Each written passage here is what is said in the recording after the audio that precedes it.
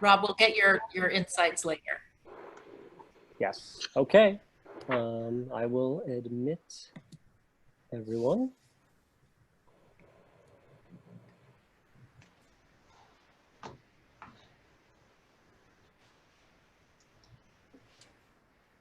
Good evening, everyone. Thank you so much for joining us. My name is Janet Rosbeck. I'm the Director of Alumni Relations and Volunteer Engagement, and I welcome you to our new virtual Center for Thought Leadership and Alumni Engagement.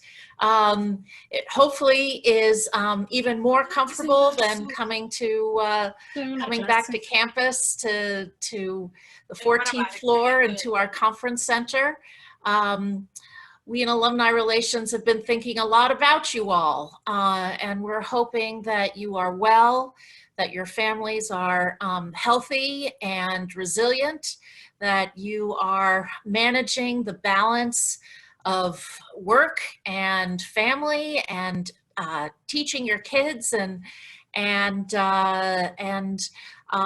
all of the new responsibilities that you have during this time.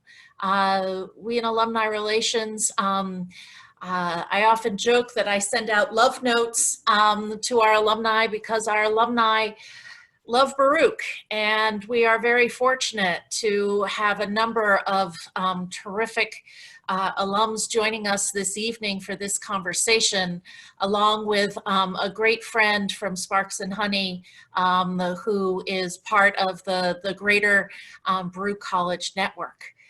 Tonight, we are just delighted to relaunch our Marketing Stars Alumni Network in this virtual environment. We are keen to have our thousands of alumni who are in the marketing, branding, advertising, digital marketing, media buying, et cetera, networks to know each other and connect with one another. I posted to LinkedIn today that with almost, with 118,000 Baruch alumni on LinkedIn, there's a network here to support you. And if you are in job search mode or if you are looking to hire, we hope you will take advantage of your Baruch network, and that if alumni reach out to you, that you take the call. Because this is a time for us to connect, a time for us to connect to our own humanity and to those who are in our community. So with that, I am most delighted to introduce Pragya Mathur. Pragya is a professor in the marketing department at Baruch College. We have been talking for several months about building this network, about connecting our alumni and having a conversation about what's happening in marketing today. And huge thanks to the panelists and to Pragya to being so nimble and to pivoting our conversation, which was going to be on campus this very night, and moving us online. So Pragya, will you take it from there? Yeah, thank you so much, Janet. I hope everyone can hear me. So welcome to all our panelists and also our audience. Thank you for being here. Thank you first. We're going to do a lot of thank yous, it looks like, but thank you so much, Janet and the team at Alumni Relations for launching this Baruch Marketing Alumni Network and organizing the Alumni Marketing Panel, especially at this time. And thank you to our panelists. Thank you so much for your availability and your participation today. So a little background before we start today's discussion. We had, as Janet said, begun talking about this panel and the alumni network months ago. And at the time, we had this forward-looking goal of creating discussions about these pervasive trends and innovations that would affect consumers and marketers in the coming decade. And at the time, we had actually planned to talk about the rise of precision marketing and future transformation within the marketing industry. And our great panelists had agreed to talk about that then. But however, as COVID has turned our professional and personal lives also pretty much on its head, And sometimes in unimaginable ways, we realize that we need to talk about the more immediate changes that our consumers and all of us have been forced to take, that have taken place in our lives.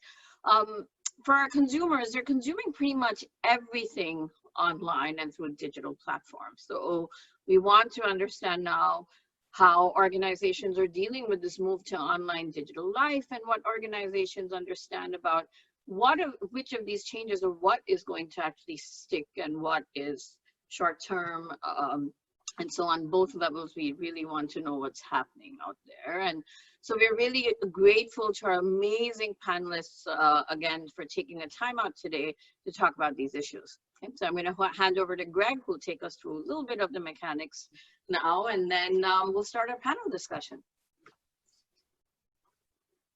Hi, everybody.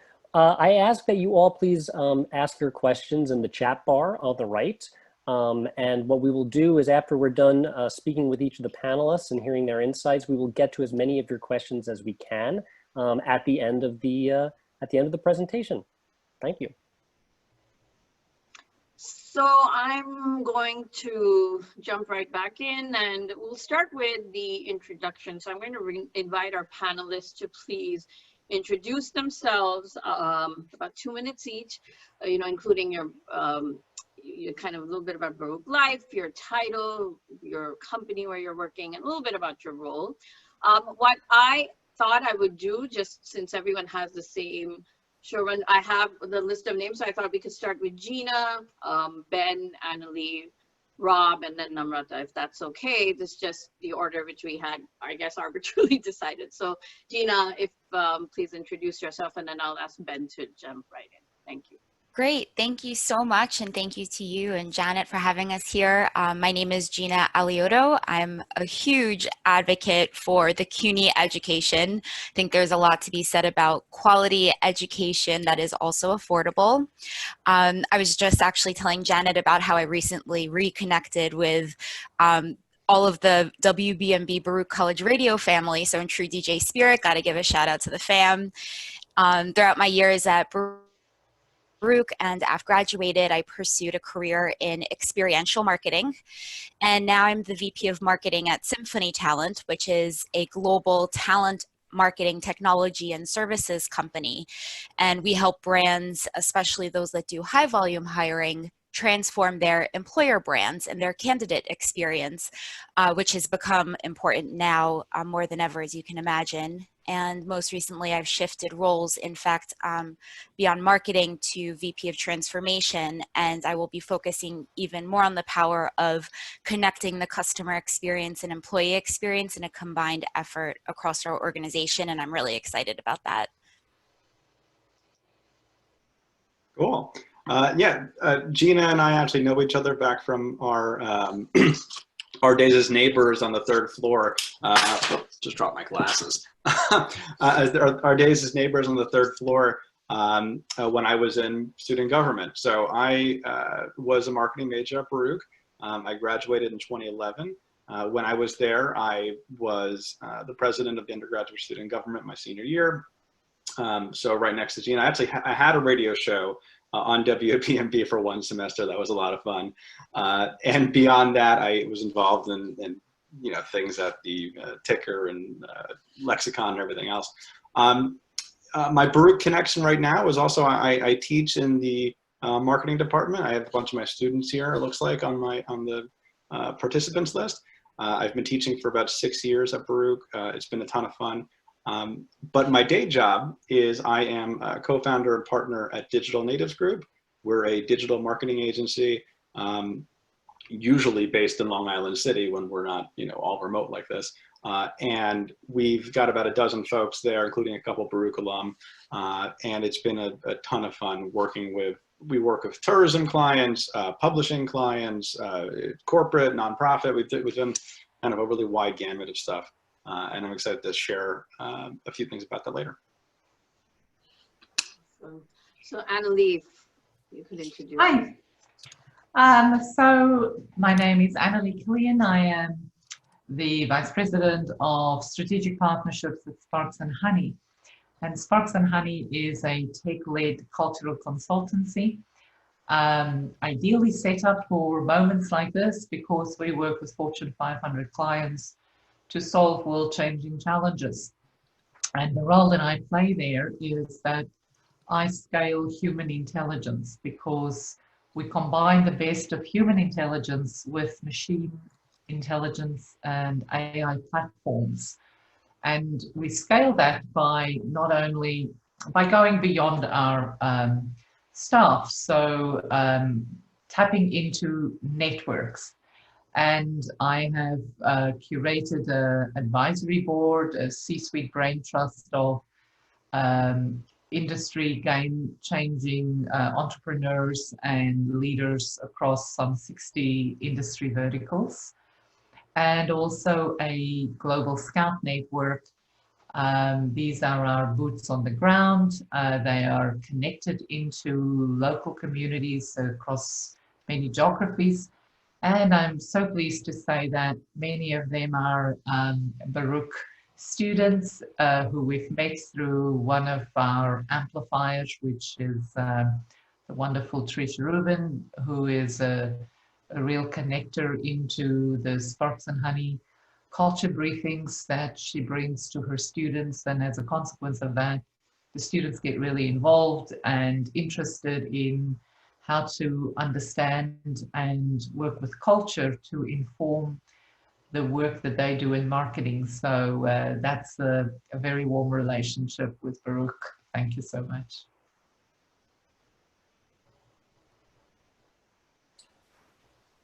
Great. Hi there. My name is Rob Knapp. I'm the VP of Search Marketing for Digitas.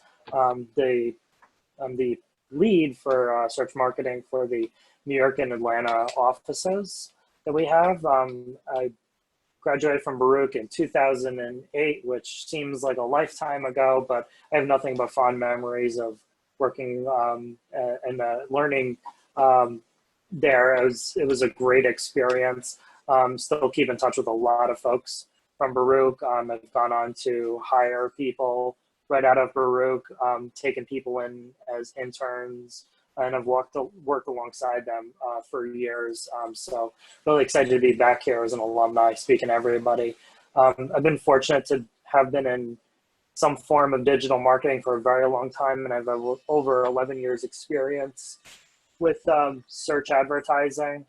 I've worked with a variety of Fortune 500 companies, from IBM to American Express and a host of others. I feel like Baruch really set me up to take on a lot of great experience on that front. I'm really excited to talk to you guys about what I've seen a lot of changes happen in the marketplace recently with COVID, and how it's kind of turned our lives on our head, and how it's also infecting how we're handling the coming weeks and months ahead as well. So really excited for the discussion today. And Namrata. Hey guys, I'm Namrata Patel, and I was at Baruch in 2014 when I graduated, and since then I've really started working at the media agencies when I first graduated, so essentially working with different brands. From there, I've currently been sitting in a position at Double Verify. They're a third-party verification vendor. Right now, it's a really hot topic because of everything that's happening in the world, but I'm currently sitting there as their East Coast team lead, managing their account management department. And similar to everyone here, I'm very fond of Baruch, the CUNY system in general, and the Baruch life as it is. So I'm very happy to be here and excited to be a part of this panel. So thank you to Pragya and Janet for setting this up for us. Oh, thank you. So thank you all for the introductions, and we'll just kind of jump into what we were hoping to talk about. What we thought we could start with is talking about how your work has changed in response to all the changes that COVID has precipitated in both business. For instance, is the changes in your relationship with clients or messaging or campaigns, anything that's really substantially changed. that you can talk about. So any of you can start now. We don't have to follow a sequence. So I invite all of you to kind of start the discussion. So Rob, would you like to start? Because yeah, would love to. Yeah. So work has changed pretty drastically since COVID hit, and I think that's really turned our work on its head. It's forced us to really look back and try to reevaluate all of our plans and everything that we had set for the year. You know, when we started the year in January to where we are today, it's completely night and day. What we're looking at now is a very rigorous look at how people are searching for and evaluating information, and that's changing pretty rapidly online. What we're trying to do now is set ourselves up for the coming weeks and months ahead with regards to how things are going to change and be impacted by COVID in the long run. New York right now is seeing certainly a downturn in the number of cases, but other states are starting to work up to a peak. So we know this is going to have a regional impact on a lot of areas. And what we're trying to really evaluate is there seems to be a looming recession that's going to come out of this. There's a lot of people and a lot of consumers that are going to have reduced income. They're going to, or if they have any income, a lot of people may come back to a job or may not ever be able to come back to the job they originally had. So we're trying to understand how that's going to impact the number of brands. I work very closely with a CPG Fortune 500 company that's actually seen quite a substantial growth in sales right now because it's a very they produce products that are consumers are highly reliant on right now. You think pain relievers to cold and flu medicine, which makes sense for now. And so they're seeing a boom right now, but it's difficult to anticipate how that's going to change in the coming weeks and months ahead. And I think to begin to understand that, I think what we want to do is also understand what's going to happen with a potential recession and how that's going to impact all of our plans going forward. So I think a lot of our discussions with clients have been about trying to understand, hey, what's going to happen in the next days and weeks and months ahead, and how can we refinesse our plans? And fortunately, paid search and the search marketing world is actually projected to remain pretty static. It's kind of a safe bet as far as tactics go, but a lot of digital capabilities will see pulled back some budget, unfortunately. So it's different things that are trying to be balanced right now, and that's a lot of the conversation that's been happening right now with our work and our clients. So Gina, I was wondering if you could also react to, how substantially things have changed. Sure. And building on what Rob shared, when we all met for the first time a couple of weeks ago, I actually had a completely different response to this topic. But I feel like this situation is changing so rapidly, and it kind of prompted this thought, again, building on kind of what Rob was saying. I came to this realization that most of us here today in this room, panelists and everybody listening, we have not experienced a global pandemic in our lifetime. So it's uncontrollable, it's unpredictable, there's no cure yet. So I don't think anyone, even all of the people that are putting content out there and giving you 5 ways to do such and such, no one has all of the answers, including even some of the healthcare professionals we see in the news every day. And what I do believe is that the healthcare professionals are making the best recommendations, best practices, best decisions that they can based on the data that they have. And I say all of this because the truth is that I don't think that marketers and marketing leaders have the answer to how to handle marketing in a global pandemic. But as marketing leaders, we're built for this. COVID aside, before the COVID situation, marketing itself had been evolving so rapidly. And we all know here that every day is different in marketing, and what you did yesterday is not guaranteed to work today. And so in a way, I came to this realization that as marketers, we're built for crisis and how to handle this. And so I just wanted to share that thought with the group because I just felt like it was relevant for all the marketers listening. Yeah, I agree. I mean, I think that the one thing we talk about a lot in the work that we do is about, we like to play jazz. What we do. We don't know what the next note is. We don't know what the rest of the song is going to look like, but we know the instruments. We know how to get, to get to where we want to go, but we'll figure it out along the way. I mean, for us, there's really been kind of like 2 periods of this so far, and I can anticipate at least probably 2 more of them. The first 2 weeks of this, I look at my calendar. I mean, we made a decision on like March 9th to tell people they could work from home starting like the next day or the Wednesday. And I feel like the world changed kind of March 15th-ish, March 16th. Everybody started to kind of, in a sea change, move to that direction. And so from that time, that March 15th time to kind of the April 1st time, those 2 weeks were one of the busiest stretches that we've had in a long time. It's been a lot of fire drills. It was a lot of updating people's websites and giving them little alert banners and changing people's content. And we work on book launches, and some book launches were pushed, and some couple clients went on pause. A lot of things happened in that period. Since then, basically the last 2 weeks or so, it's been a little bit of a new normal, kind of a weird stasis period where everything's kind of, we did all the shutting down. We're just kind of waiting things out. We're adjusting content accordingly. We're doing what we have to do to communicate during this period. You're eventually going to open things up. If it's in 2 weeks, if it's in 2 months, whatever it's going to be, eventually things are going to open up. So we anticipate things kind of going back that way. And then I think Rob mentioned before, are we going to be in a recession after this? That's the next phase of this, or that's the last or 4th phase of this. And so I think what was said before is that nobody really knows what's going to happen. Best we can do is prepare and be nimble to accept whatever is going to happen. So Namrata, if you could add to that, please. Yeah, no, I'm very much in alignment with, what everyone here said.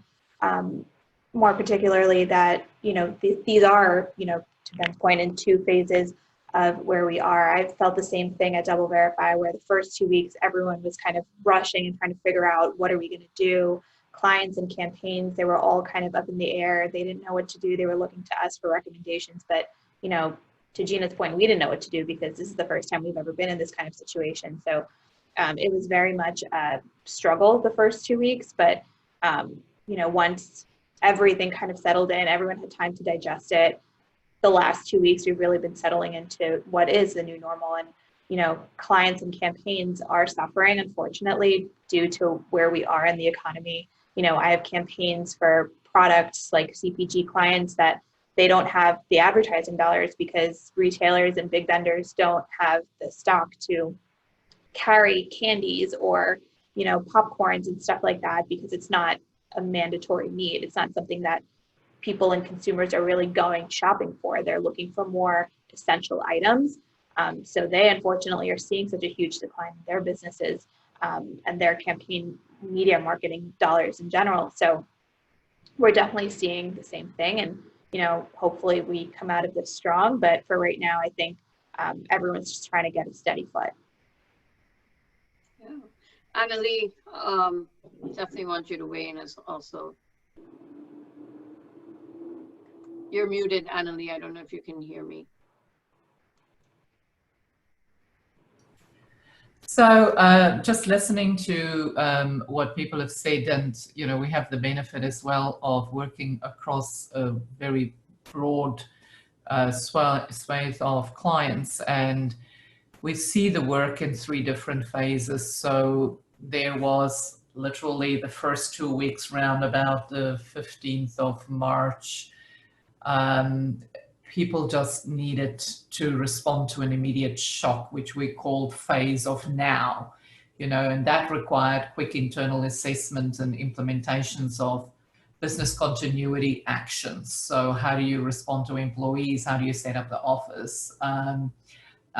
What crisis communication do you have to get out? And then You know, I work more to working with clients now in the space of, okay, what's next? So that's about strategically responding to a changing world as we kind of move beyond the shock in terms of, okay, adjustment and adaptation. So this is really a stage of understanding, what do you stop, what do you need to start, how do you optimize your current assets and equity during this economic deceleration. How do you plan for re-acceleration or when, you know, things open up? And most of all, because of our unique view of looking at everything through the lens of culture, is how do behavior shifts impact business and client decisions? And then, you know, I believe that in the second half of this year, a lot of our work will be focusing on the future, on how do we strategically respond to this changing world. Right now, I don't think there is enough certainty to know exactly when the end is in sight in terms of reopening and exactly what that's going to look like. It's going to be a mystery as we enter into this world, as well as how we might deal with second waves. One of the great advantages of being part of a global organization is that we've had the benefit of learning from our offices in Singapore, which is now experiencing a second wave. Hong Kong, which actually hasn't had a single new case for a few days, so that's very encouraging. Our colleagues in China. And so we have the benefit of learning from some of those offices and being able to drive some of these behavioral and consumer insights into our work. But I do believe that the next 6 months will be really around how do we adapt, define our actions for re-entry into a new normal, and when behavior shifts during this sort of shelter-in-place time has become solidified, because the longer they go on, the more they solidify and will become permanent. So that's really about recovering and planning for a new normal. Mm-hmm. Yeah, and I just would love to add to that because, you know, because there's so many unknowns, and we know that silence or do nothing is not an option. What we do now with our brand, with our messaging, and most importantly, what we do for our customers will undoubtedly define our success in the rebuild phase.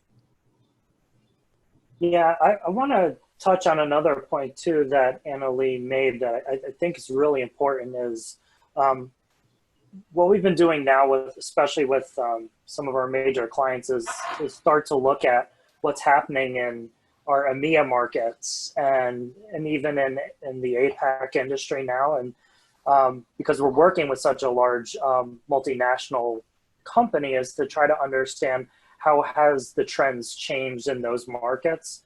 And try to use them a bit as a canary in the coal mine, if you will, and understand what is happening on their end.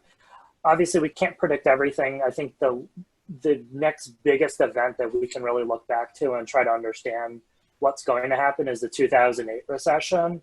But even then, when you think about it in terms of just digital and how things have changed on that front, the first iPhone came out in June 2007. So by that point, during that recession, it was still a very new behavior, and we've seen so much happen now between then to now. If you think across digital marketing and how people's behaviors have changed, how they've consumed content. So we could use 2008 as an example, but it's only going to maybe provide a bit of the story. It's not going to be a complete view. Yeah, and it's so different because the problem, you know, there's no comparable, right? And the closest comparable is like World War II. I mean, that's really what it's got to be. Because the economy is not structurally flawed in the same way it was 12 years ago. but the longer this goes on, the more structurally broken, it gets, the more the pieces don't fit back together, in a few weeks or months. And so there's a lot more ability to deliver goods and services digitally today than there were even 12 years ago, or at any point before. The fact that we're even able to have this panel would have been, inconceivable, 5, 6, 7 years ago. So, it's really just a fascinating uncharted territory we're in. So it's kind of a nice segue into what we were next planning on talking about, which is the big changes you're seeing in the customer experience, in terms of online behavior, and also how their own consumption has changed in relevance to your businesses. So I thought maybe, Namrata, because you have mostly corporate customers, we could start with talking to you, and you share with us your experience, and we'll move down, and at this point, the panel discussion is open to all, all of our panelists, so feel free to kind of jump in, Namrata. I think you're on mute. I think you might be on mute. Sorry. Mm-hmm. So I think it really depends on what customer you're speaking to. For the business that I'm in general, there are different verticals that you work across. So you have CPG clients, you have retail clients, you have travel, which is probably the biggest sufferer of anyone at this moment, because we're all kind of contained where we are. But different types of consumers are, really booming during this time, like private sellers, people that are artistic, they're readers. The book industry is online book industry is probably really booming as well. But I think the main point here that I would like to call out is really the people that are suffering and how they're going to recover from all of this. Just knowing that, yes, we will get through this in about however many months it takes, but what is going to be the impact to their business when we do get out of it, and how are they going to be able to, recover from it? And that's going to be a very interesting point to see. Double Verify actually does a very good job at protecting brands, but also they're doing their part during this time to protect their publishers as well, to make sure that they're getting as much revenue as possible by ensuring that, they're getting all their marketing dollars, and that the brands that are advertising, they are making an impact in the publishing content community. So I think that's going to be very interesting to see overall.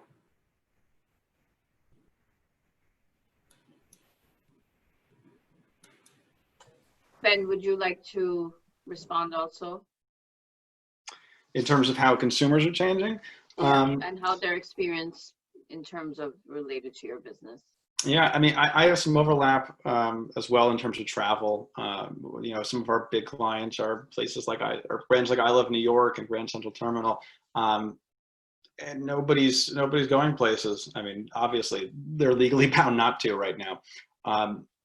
That being said, I've been kind of inspired by some of the virtual travel that you've seen being promoted by some places. It's kind of, it's cute. It's a good little play. It's some nice content.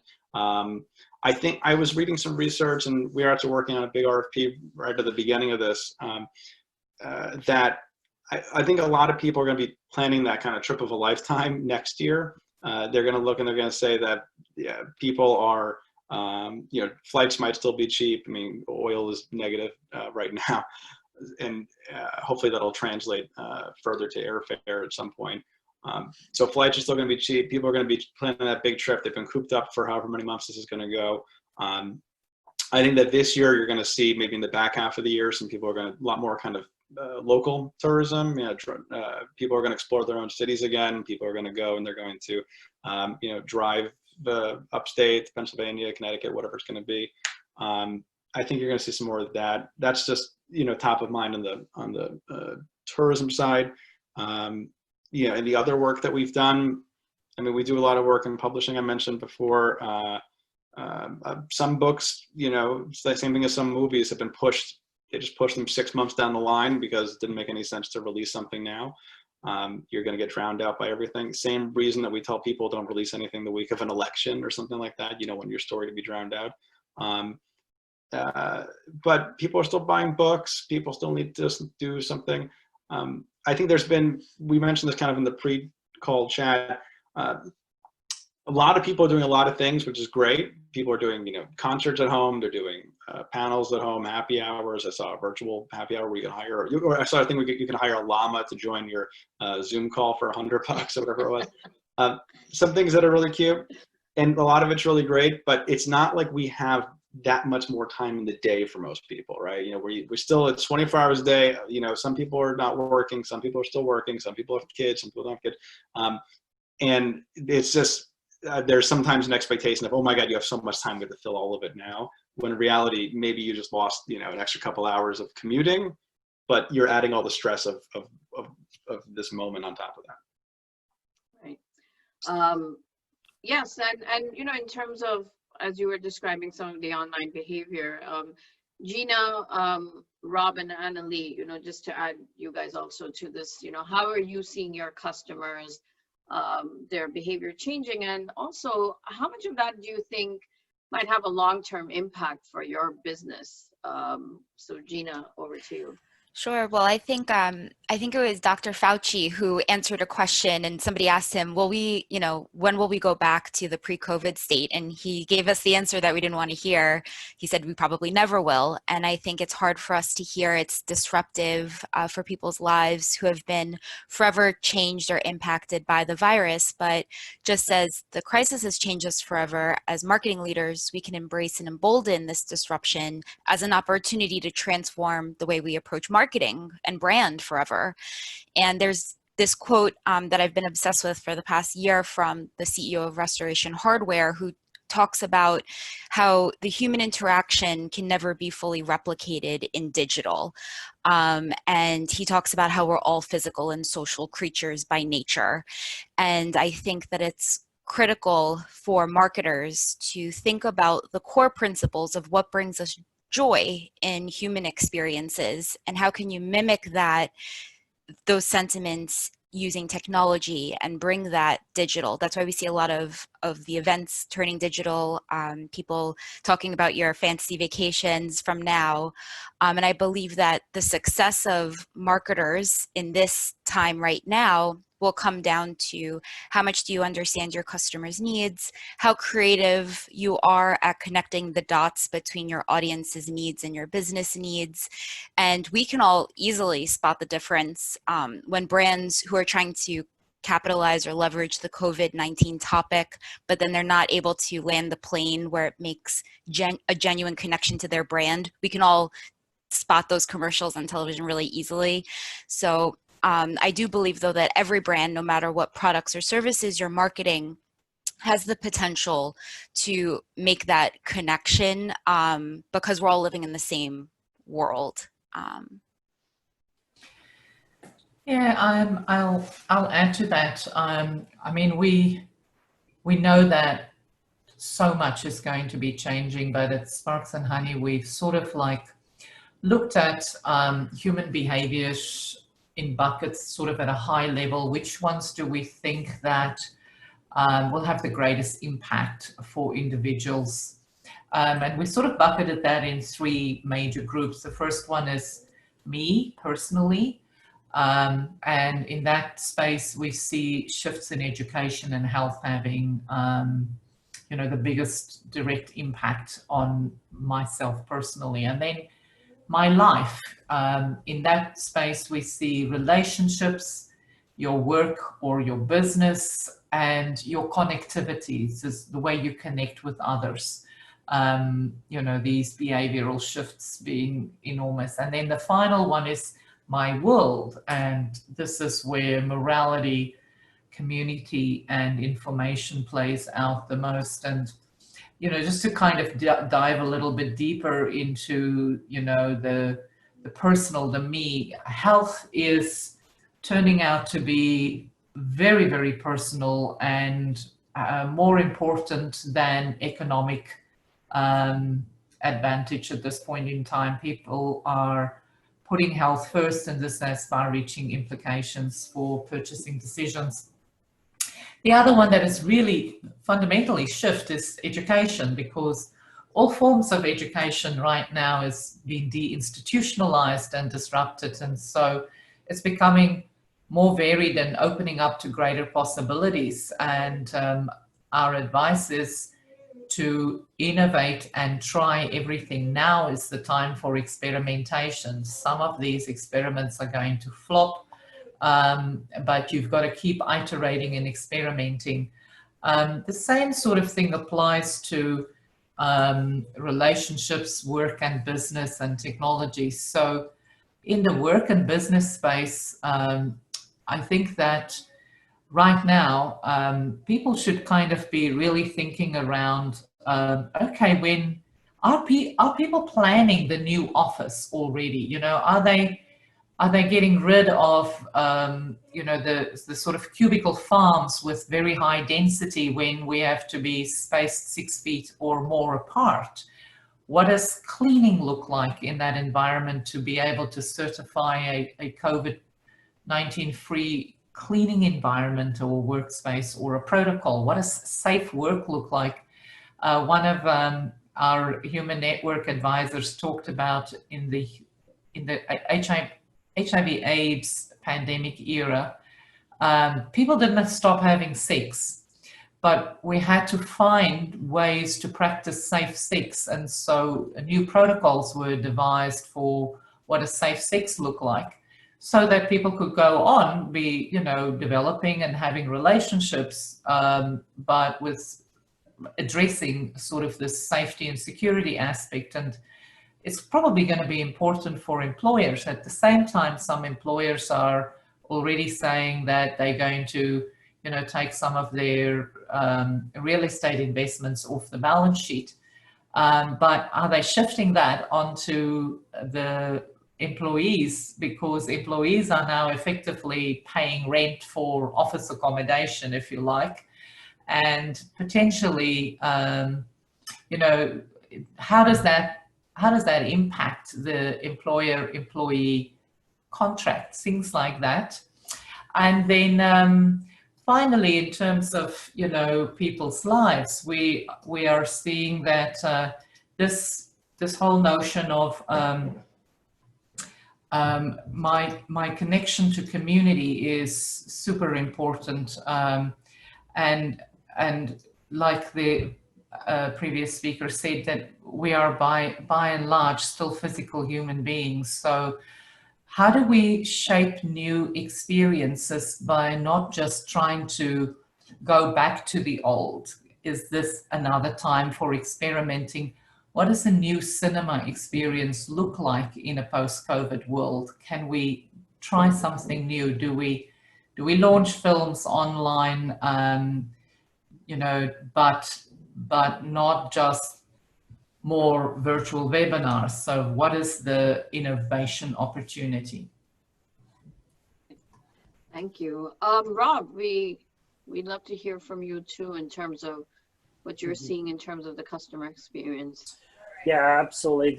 I think what everybody nodded to is certainly happening, and I think one thing that does stand out is what companies are doing to mind their tone and actually reflect it properly and in a way that's not overly fake to the users. Basically, we want to make sure that that we're attracting people in a way that's most beneficial to them right now, and is at least understanding of what's going on in the world. If there needs to be a case of altruism, that comes through. But you don't want to come off as overly fake right now. So I think there's definitely been a lot of concern and making sure that we're not tone deaf. And that I think stretches across a lot of different types of companies and regions. Because the customer experience is going to continue to evolve right now overall. We're seeing a lot of companies pull away from trying to bring people into a store or into a physical location, and trying to get everything to happen more now online. And you are seeing like the rise of the Instacarts and such for grocery shopping and things like that, where people don't even have to physically go out anymore. They can get everything delivered to them. So I think how much of that actually sticks and remains going forward, we'll definitely like to see that, but that's definitely a trend that we've been noticing. What we are seeing too right now is we want to make sure that we remain active for users during the COVID period and beyond. I think there's this hasty trend to pull dollars away so that you're not engaging users during this time. But I think if you have the right message, if you're an established company, what we are seeing, and there's plenty of data to suggest this, that remaining active right now, being top of mind and showcasing your brand, even during a time of need, will pay dividends for a company later on. We've seen that many cases where companies or brands pull dollars and they don't interact with their customer during or immediately after. And what they find is the time it takes for them to build back up that equity and get back to that point where they were either pre-recession or pre-catastrophe takes infinitely more time in a lot of cases. So we want to make sure that the experience that we're having with the customer remains consistent and we're there top of mind for them. Right, I think that's really key in terms of this consistency, because on the one hand, we are trying to pin down these more long-term trends, trying to predict what might stick. But on the other hand, the consumer might completely surprise us and show reactance and just want to go back to normal life, because that's what they've been yearning for all these months behind, these closed doors. So businesses might suddenly see a surge in demand, surge in capacity. So it's a really important question of where these investments need to be made. So now, we'll move on to some specific questions I have for each of our panelists. And we'll start with Annalee, if that's okay, Annalee. So the question I had for you was, how does Sparks and Honey make cultural forecasts about the future? And did you see any of this coming? And related to that question, what new themes are presenting themselves? Some of those you've touched on, but presenting themselves for the second half of 2020. I think that it's a well-known fact that many people have predicted that there will be another pandemic. At Sparks and Honey, we have been tracking global challenges for some time, and we've raised the sort of convergence of several shifts stacking on top of one another that can give rise to specific scenarios. For example, the pressure on the environment, pressure on biodiversity, and environmental systems collapse is one dimension of the potential cause of this particular pandemic, as habitats are under pressure and zoonotic diseases are on the increase. So the jury is still out on whether or not this was a man-made virus that escaped from a lab into a wet market or not. I'm not going to have an opinion on that, but it has accelerated other trends that we've been tracking around anti-globalization, the sort of erosion of institutional trust, and it's sort of showing up a lot of the fault lines. So in terms of being able to predict this particular virus at this particular moment in time, I can't claim that we've been able to do that. But what we have been able to, in fact, track very early on, because we have built a cultural intelligence platform that reads 150,000 cultural signals on a daily basis from all over the world, was that very, very early on, we have been able to track where the conversations are at, how people are responding, and what the tensions are. And so that allows us to then play that out across multiple scenarios and industry sectors so that we can be very specific in helping clients with a very, very specific question to address that through the lens of their business, their consumer target market, and their need to respond in the now, the next, and into the future.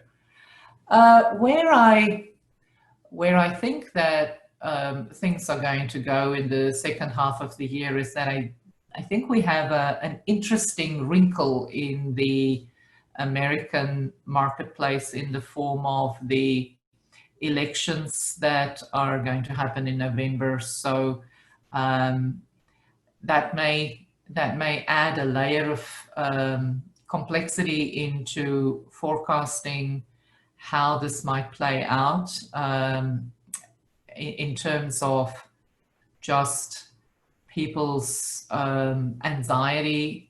We see predictions, the sort of two elements of culture that we see rising in the long term in our cultural intelligence platform is a rise in terms of a need for extreme safety. And that has implications in terms of reliance on responsible government or blurred responsibility in terms of brands and their social responsibility actions. At the same time, it has implications for surveillance, privacy rights, these kinds of things. And so it'll be very interesting to see how those are going to be handled in the lead up to the elections in terms of either manipulating people's fears or addressing those fears. Surveillance of citizens and citizen rights to freedom are things that probably we now know that we probably would benefit from greater surveillance in terms of the greater good and safety of all. But unfortunately, privacy rights and so on haven't been adequately addressed through legislation just yet. And so people have another fear around that.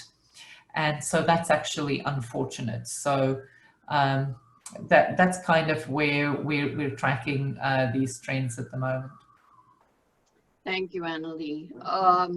And really, probably the subject for almost another panel discussion could be how the implications eventually touch on the elections that are coming up in November, another major event in the country.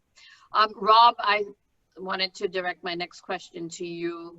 So tell us about how search has changed, Rob, and what new trends have appeared in, in relation to what, your company and how you're seeing the customers. Yeah, I'd love to. So search is interesting because we can always get very immediate results and data pulled out of whatever we're bidding on in terms of keywords. So we do get a lot of immediate data. Things have changed a lot over the phases of COVID. So I would say on the immediate, especially when COVID was setting in, people had begun to immediately look to their health and wanted to understand, well, what's going to keep me safe? What's going to help me in my personal immunity? And then we started to see a lot more content and more questions appear around what is it that I'm going to need to basically keep myself healthy during all this, whether it be from face masks to different types of vitamins and such. So we've seen the sort of immediacy set in and those different subjects jump up and down. What we're trying to do now is engage people based on what it is that they need mostly in the immediate. If they need to understand if there is any type of interaction between something else they're taking, or if they want to understand if there's something that they can take that has any direct impact on COVID symptoms, we want to make sure that we're providing them the right content. We are seeing definitely high increases in search volume for that. In fact, we've seen for some select advertisers, we've seen double, triple, and quadruple percent increases week over week, month over month for just different types of vitamins. And then on the flip side, we have just the changing behavior of, as I mentioned before, people not really going out to stores, us pulling back from anything that would direct users to a physical location. But we have a fashion line or company that we're working with that's very well known. They've seen some of the biggest levels of demand and sales online that they've ever seen outside of Black Market or Black Friday weeks. So there's people that simply are going online to shop, and they're replacing maybe those trips to the stores with simply acting out online. So we're seeing a lot of things simply trend over to go online. We're seeing a lot of reactionary type of searches. I expect that it's going to continue that way, at least until people slowly start to trickle back into what might be a more normal life. But you'll see a lot of that happening. Thank you, Rob. So, Namrata, this is a question for you. So if you could talk a little bit about how your company is focused on providing security to your clients, your publishers, and related to that, has there been an increase in any digital threats that we should know about? Yeah, absolutely. So maybe to help provide a little bit of context in answering that question, I can explain a little bit about what Double Verify is, what we do, and how clients and brands really use us. So in advertising in general, outside of the current state that we're in, brands and marketers really want to ensure that all of their media dollars are going to the right audience. But not only that, but they're going to the right sites, they're going to the right geographies, and they're really trying to ensure their brand's identity and their brand safety. So the best example I can put to this, I can help explain this in a context that's a little bit more digestible, is aviation. So for a brand like Delta, they're going to be very concerned about advertising their brand and their media and news content that reports out on, airplane crashes or natural disasters. Whether or not it's about their brand, it's just a topic that they don't want to be associated with. They don't want any of their media around there. So, but on the flip side, publishers are going to be airing those impressions where they're seeing all of their users are active. So if they see a lot of content, a lot of users push toward the content that's about, airplane disasters, you can imagine there are a lot of eyes on that content. So this is where Double Verify kind of steps in to help provide that brand with the support that it needs and block any ad impressions that it's trying to serve on that page. So our technology analyzes the content on the page, recognizes that it's about aviation, and then chooses to block the ad impression from serving, thereby protecting the brand. So you can imagine across multiple verticals how this solution is very helpful in protecting a brand's identity. Taking us back to the COVID-19 topic and where we are currently, many brands also don't want to be associated with any of this content. Going back to when we first started this whole thing, when everyone was in kind of a frenzy about it, a lot of brands and publishers, we saw publishers were reporting out on it, but brands didn't want to be a part of any of that content, similar to the Delta example. But in turn, this is hurting a lot of the publishers because many of them rely on those ad spend dollars in order to run their businesses. And when impressions for them are being blocked because of our solution and our technology, because of what clients and brands want, they unfortunately aren't getting paid. So what Double Verify did was they saw this being a particular issue because we don't see this content leaving the news cycle anytime soon. It's not like a plane crash or a plane aviation incident that runs its course over a week or two and then kind of slowly fizzles out of the news cycle and we're on to something new. We are kind of seeing this lasting in our news cycle for a little bit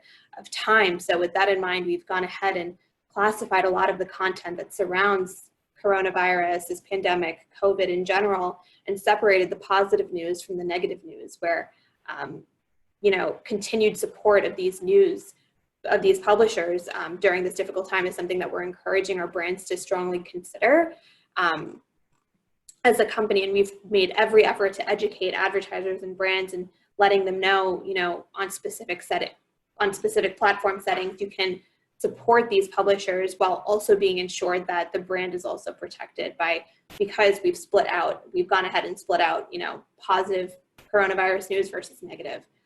So I think that's one way in general that, we're trying to help the industry itself. Thank you. Thank you so much, Namrata. So now my next question is for Gina.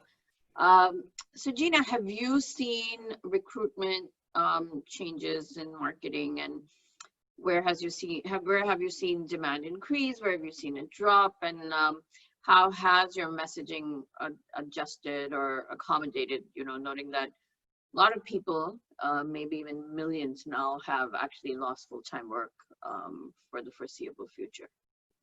Yes, and I've also been keeping an eye on the chat, so I'm going to attempt to answer or speak to a couple of those questions in my response. But it's actually quite interesting and unfortunate that in recruitment marketing, which we're B2B brand for brands that are doing their hiring for high volume hiring, employer branding, and right before this, unemployment was at an all-time low. And all we talked about for all of our brands that we worked with, we talked about the candidate experience and how to win the talent that you need for business success. And it was actually called the war on talent because the unemployment was at an all-time low. So it was up to employers to state their value propositions to candidates, and it was a candidate's game. And overnight, that changed drastically. And some of our clients, especially in hospitality and airlines and cruise lines, have slowed or frozen hiring, and some are furloughing. In other industries, undoubtedly healthcare and grocery, they're doing mass hiring.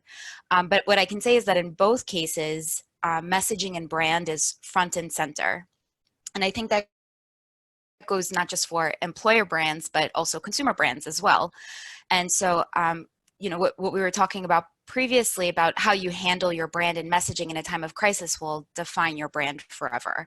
People are going to remember this, especially now, especially because of the high emotional state of everything else. It's going to be even greater. And as far as planning and adapting your marketing strategies and content in this time of uncertainty, and this also speaks a little bit to that other question in the chat about the advantages of digital marketing, is the immediate action or how quickly you can pivot. We actually even said this at the radio station. The ticker had to take time to print articles, but we could get on the microphone and report something immediately. So digital marketing is exactly like that, your ability to pivot quickly. And as far as your marketing strategy goes, I can tell you the first thing that we did in that first phase of learning about the crisis, as a marketing team, we regrouped in-house with our strategy experts. We got together all of our recruitment marketing strategy experts. We started a simple Google document with our best advice of what we can do for our customers, and just started sharing it with clients as a living space that the team updated constantly. We created a Slack channel. We kind of put together this task force, a cross-functional task force, I think, bringing in different areas of your business, coming together and getting different dimensions is really important. So step outside of marketing, step outside of the marketing silo, go cross-functional, and bring a task force committee together to come up with your strategy. Especially, as I said at the top of this call, we don't have all the solutions. So why try to figure it out just from your marketing perspective, one-dimensional, And so we created a Slack channel where we were able to share information about COVID-specific strategies and things that other account managers are doing for our clients, even if it was a different industry that they were servicing. Some of our account managers service our healthcare clients, others are helping our hospitality clients, two completely different hiring situations, but we're able to share strategies with each other. And that simple communication goes a long way. And then also within that first week, I hosted a no frills customer roundtable. We all got on Zoom, put our customers in our room. We said we were going to limit it to 10 customers. The response was overwhelming. We had over 60 people wanting to join the call. And all we did was provide a platform for our customers to interact with their peers and exchange thoughts, even though they were in different industries. So I think that quick action and putting customers at the core of all of our intentions, looking back, was definitely the right approach. And I want to do more of that, especially as the situation is still uncertain. And it's also rewarding to see how people from different teams outside of marketing came together so quickly in a time of need. And that's just marketing, right? It's only a tiny fraction of what we're seeing from the teams on the front lines in healthcare and public service and the essential workers, you know, but we can draw some inspiration from them and apply that to our marketing strategy. Excellent. Thank you so much, Gina. Ben, our last direct question is for you. Last but certainly not the least. So what has been your approach to being a business leader during these times? And can you talk a little bit about your 10% less model and talk about whether it's sustainable? Yeah, thank you. So, you know, the main thing me and my business partners have been kind of asking ourselves the entire time is, are we doing the right thing over and over? I mean, this is an unprecedented time where people are dealing with unprecedented personal issues, and our clients as businesses some of them are effectively shut down. And you know, it's not really just a marketing issue.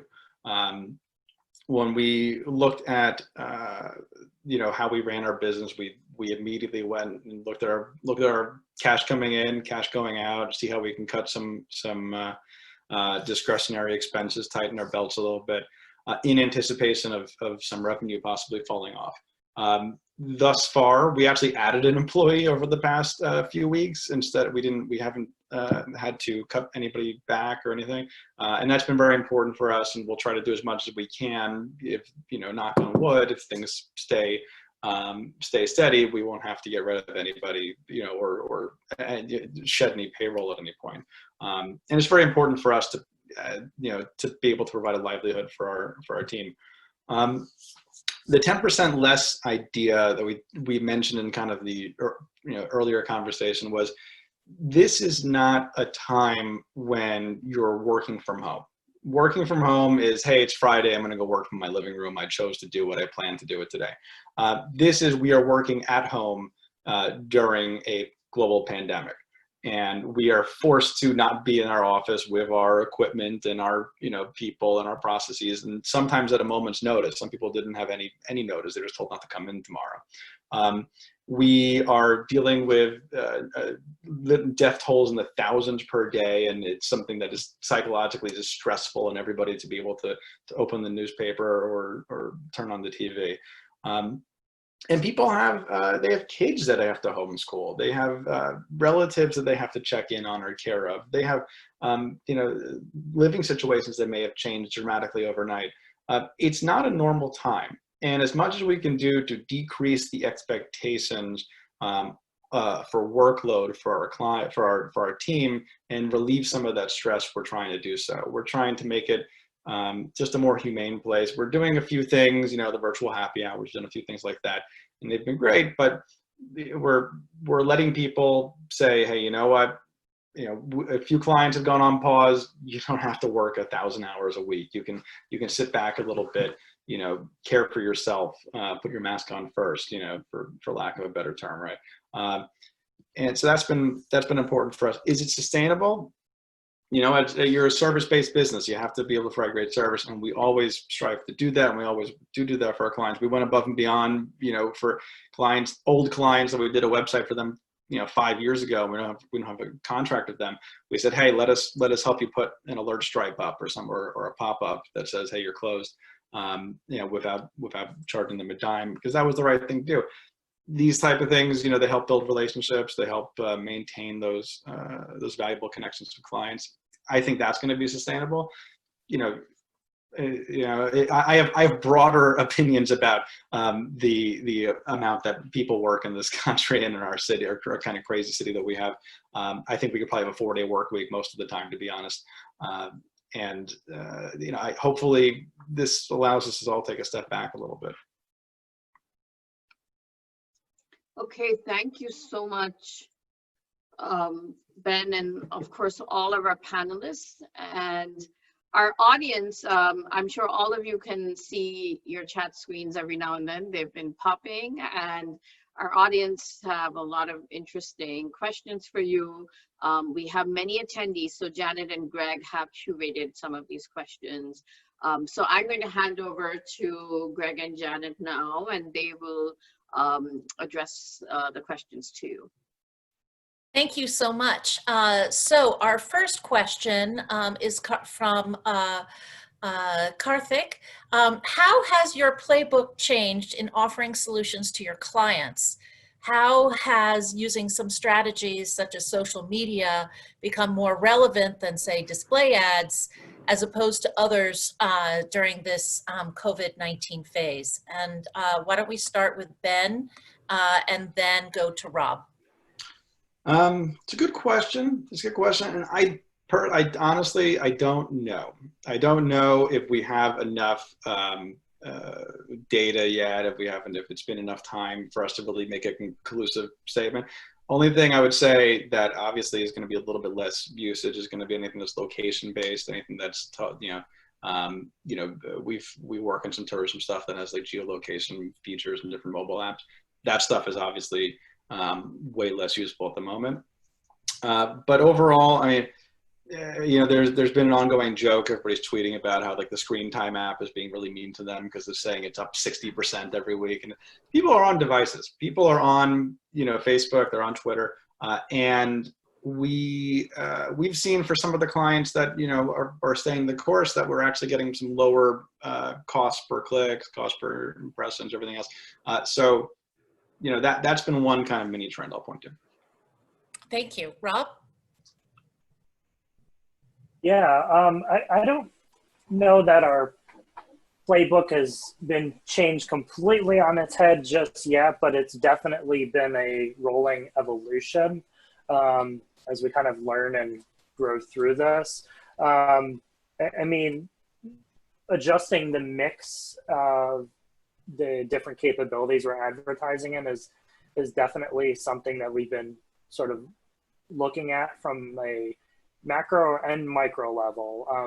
When you think about a large multinational corporation, there's certainly like there's bigger initiatives. There's certain levels of buys which are negotiated in, and those have to be accounted for. But on individual brands, they're being impacted different ways. So we've had to sort of adjust and shift how exactly we're tackling that with all of the individual brands, and kind of take them on their own journey.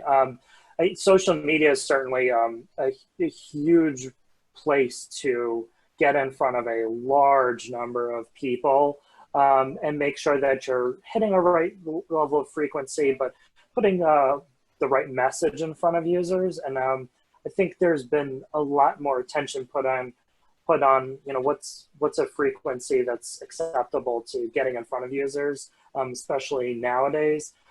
Search, as I mentioned before, is kind of, to be honest, it's remained pretty static as some brands have decreased their spend because of different issues like supply and such.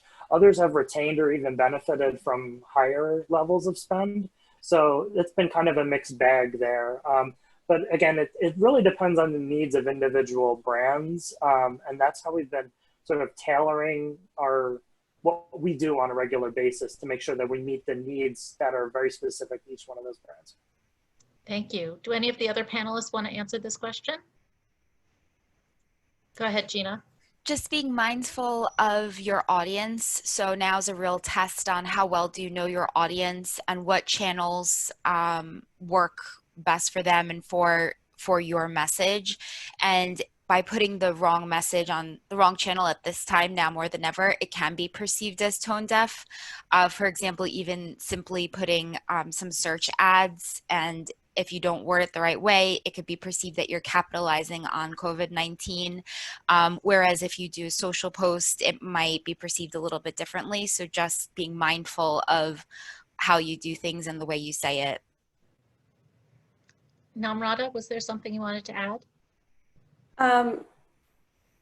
I'm at Double Verify. We're not really in charge of the marketers' media spend. We're really just monitoring it. But we have seen, a lot of marketers and advertisers and brands in general taking advantage more in their social platforms and kind of cutting back on just digital, which kind of aligned to what everyone here is saying. So that's pretty much what I have to say on my side. Annalee? What I think is very interesting also is how we have personally at Sparks and Honey gained a lot of traction on the software as a service platform that we've been developing over some time, because it's just such an easier uptake for clients who now realize that if there is a tool that can actually help me track how a trend is actually shifting in real time, and so that they can just have the information faster and equip themselves with real-time insights, it gives them greater agility. So we have seen a lot more work in the space of doing a culture decode around COVID-19 and then helping people to respond in the now and next space. But then they want to basically equip themselves with the tools to be able to track this on an ongoing basis. So there is a greater appetite for information, for being able to track uncertainty in real time. And our consulting services that kind of accompany that platform is now a very attractive value proposition. So that's become a great bonus for us, that we're actually ready in the marketplace with this kind of a product. So that's been very interesting, because it is literally about self-help. Thank you. Another question came up about the topic of corporate social responsibility. There have been lots of announcements of companies donating supplies, contributing to different causes. There was the big concert with Elton John a few weeks ago, and then Lady Gaga just this weekend. Have any of you in your work been involved in either campaign messaging or strategic discussions of how community engagement and corporate social responsibility aligns with the brands that you're working with? Rob?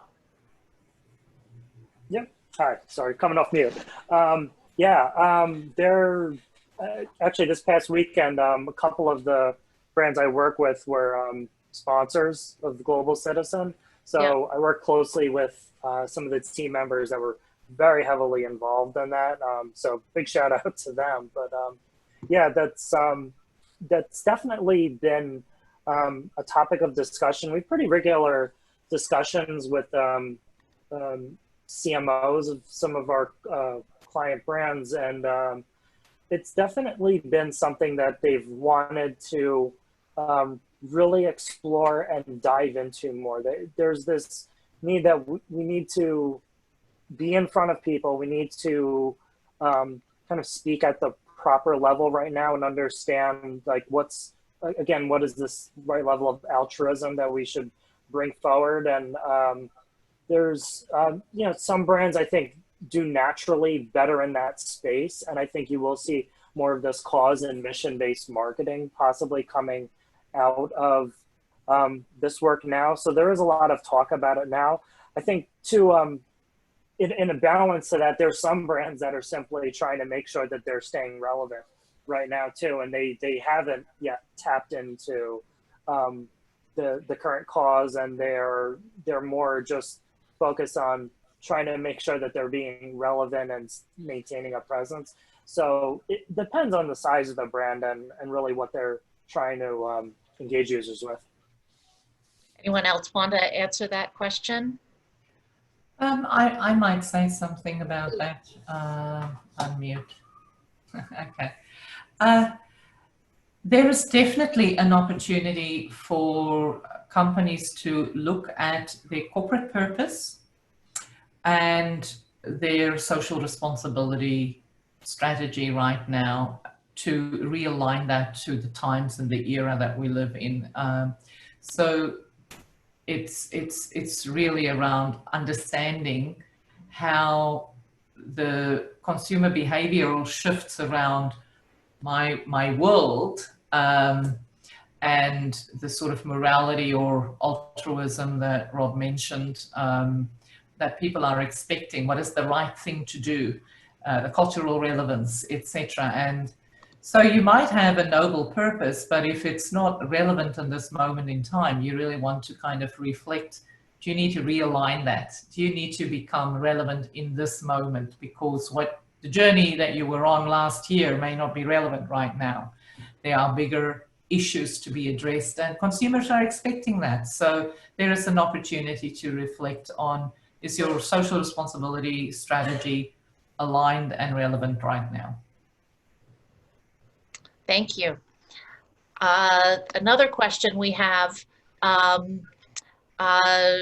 what do you think are some of the advantages and disadvantages of our digital life now? And what do you think the midterm and long-term impact is going to be of us spending all of our time on Zoom, on social media? Do you think there's going to be a kickback to wanting real, authentic experiences in person, or do you think we're here to stay?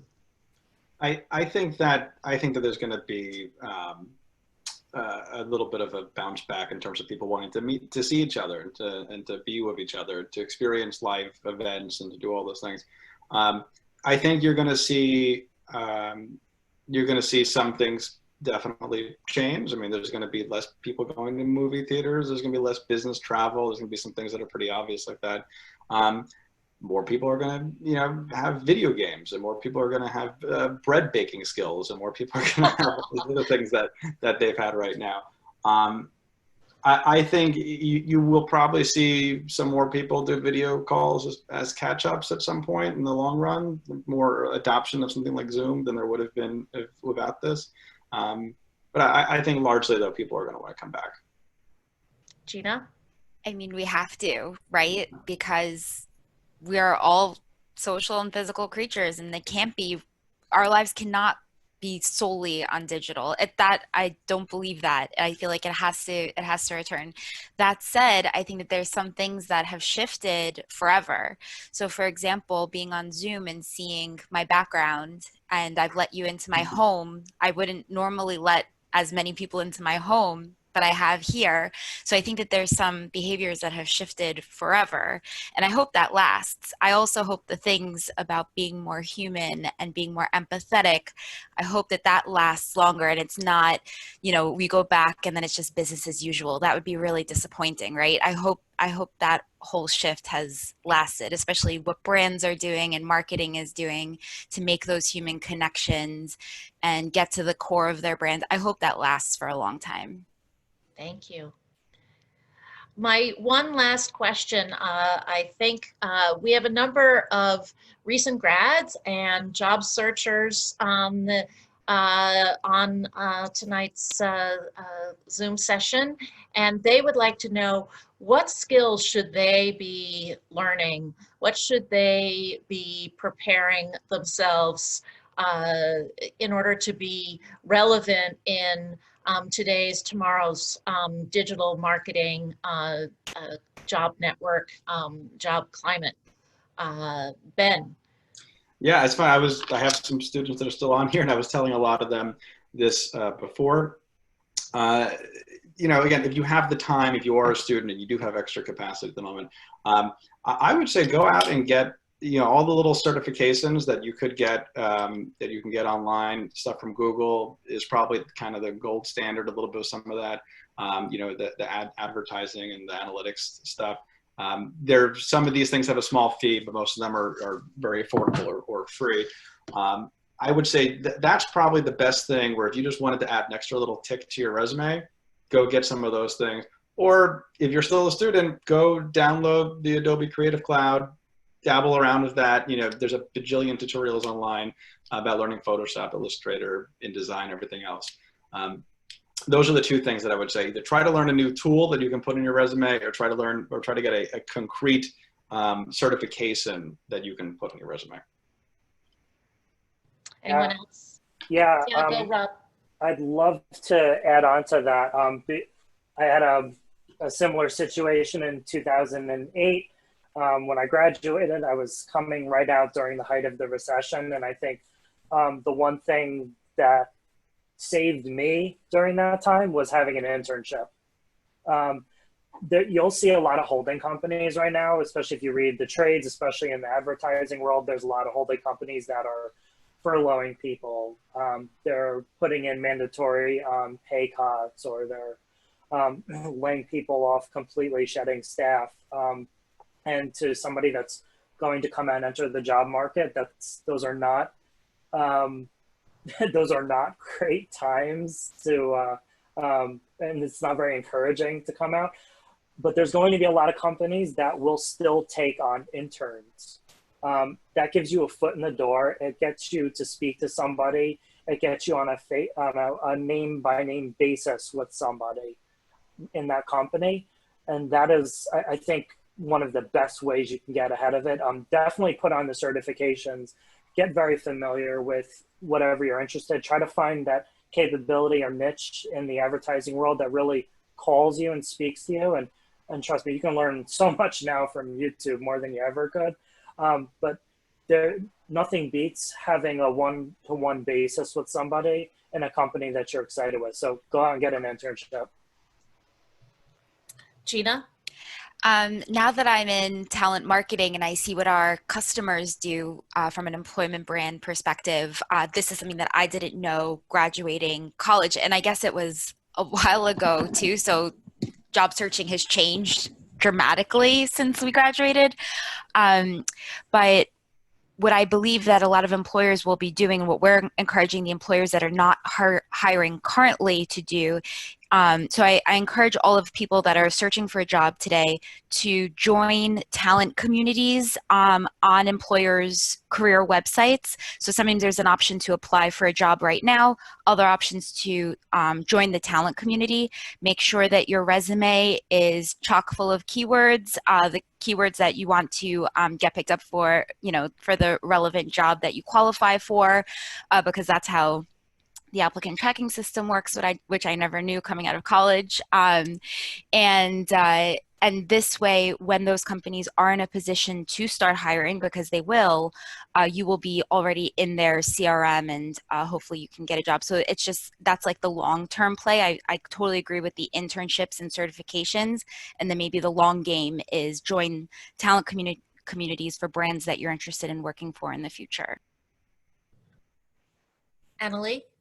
I think that there is a very interesting return to a trust in experts and data because of so much misinformation during this COVID-19 global pandemic, that people do want to hear from experts, and they do want that opinion to be backed up by data. So I would say, the skill of being able to design any solution and then back that up with data that you can derive through very, very simple experimentation. Learn to do quick A/B testing online, back up your stories with data so that you can influence very impactfully, and not just through article storytelling, but actually bring storytelling and back it up with data. That could be a really nifty little skill that will serve you for the rest of your life. Thank you.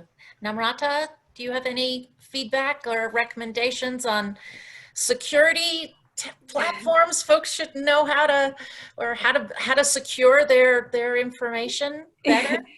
Yeah, I mean, I think I agree with what everyone said. It's very helpful to have, those trainings and those certifications on your resume. But I think at this time, in this context, Double Verify is hiring, like they're hiring in this, pandemic even now. So what I find when I'm interviewing candidates is very helpful is when they're able to relate real world experiences. So reading up about how this pandemic is affecting the business, how it's affecting the industry, knowing what company you're applying for, and seeing how you can relate different news articles, doing your research beforehand makes the topic a little bit more conversational when you're in the room with those people and you're making that sociable connection. And like Gina mentioned, people strive for that social and physical connection. So when you're in that room and you're speaking to them on a person-to-person level, yes, it helps to have all of those certifications, but it also helps to have, that personable attitude and that you're knowledgeable about the industry in general. And I think it really helps give that leg up as well.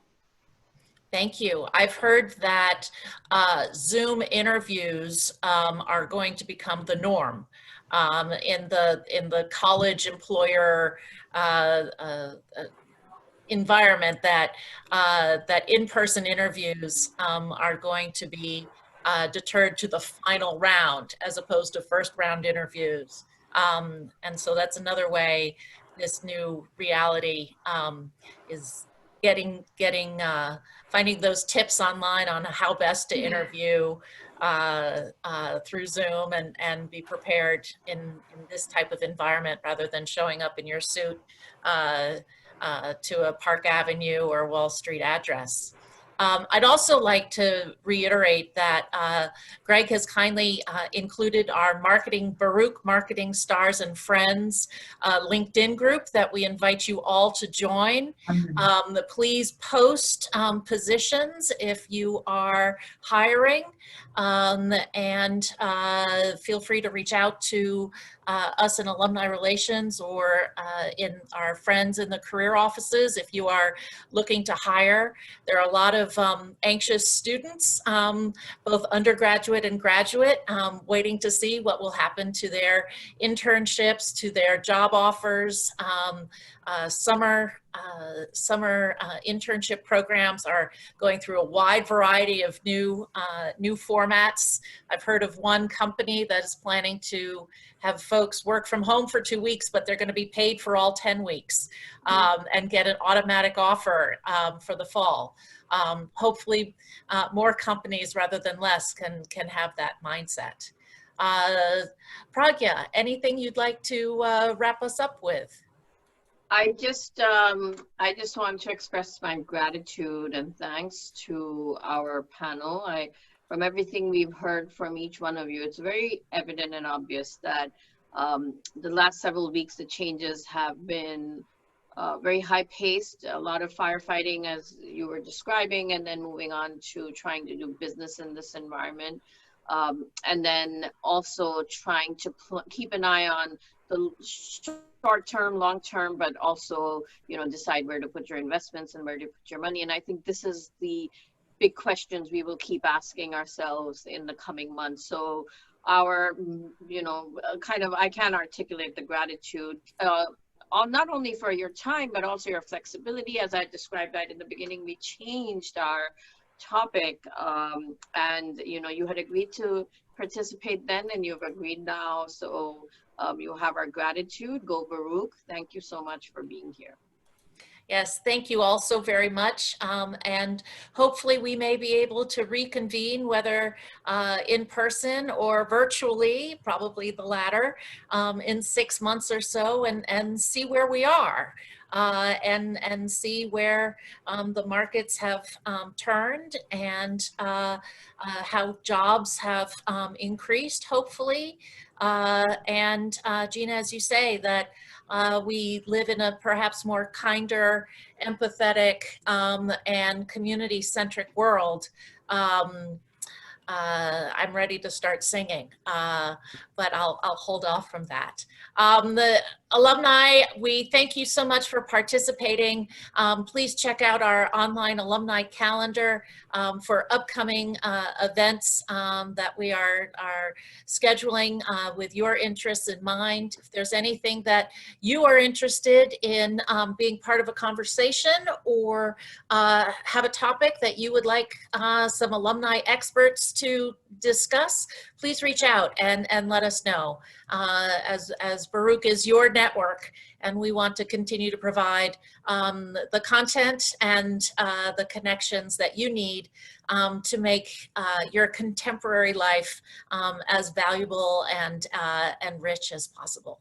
And I just So wanted thank you all. Yes, I Greg. just wanted to say that I'm going to once again post the link to our LinkedIn Marketing Stars group in the chat bar. And after the event, we're going to follow up with a recording of this panel as well, so you can go back and listen to some of the insight that you might have missed here and there. And I just want to thank everyone again, our alumni, for being here, our panelists. Really appreciate it, and so delighted that we can make this event happen, even though we're not on campus. All right, everyone, have a terrific night. Stay safe, stay healthy, stay sane. Stay well, everybody. Take care. Bye-bye. Thanks again. Thank you so much. Thank you.